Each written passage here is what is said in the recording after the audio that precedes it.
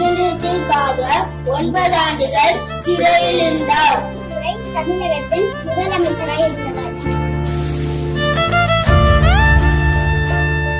1940ஆம் ஆண்டு தமிழக காங்கிரஸ் கட்சியின் தலைவரானார். 9 ஆண்டு காலம் தமிழகத்தை ஆண்டார். தமிழகத்தின் பொற்காலமாக சொல்லப்படுகிறது. கிராமப்புறங்களிலும் பள்ளிக்கூடத்தை திறந்து வைத்தார். தமிழ்நாட்டில் மூடப்பட்ட 6000 பள்ளிகளை திறந்தவர். தமிழ்நாட்டில் 12,000 புதிய பள்ளிகளை திறந்தவர்.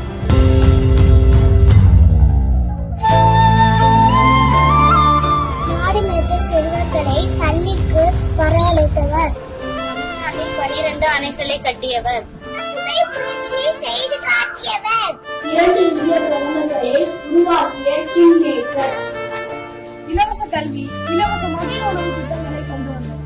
இந்திய தேசிய காங்கிரஸ் தலைவராக இருந்த ஒரே தமிழர்.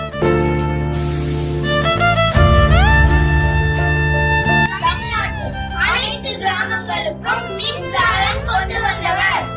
தமிழகத்தில் தொழிற்பயிற்சி மூலம் உற்பத்தியை பெருக்கியவர். நேர்மைக்கும் எளிமைக்கும் எடுத்துக்காட்டாக வாழ்ந்து காட்டிய ஒரே தலைவர் அவர்தான் கர்ம வீரர் காமராஜர்.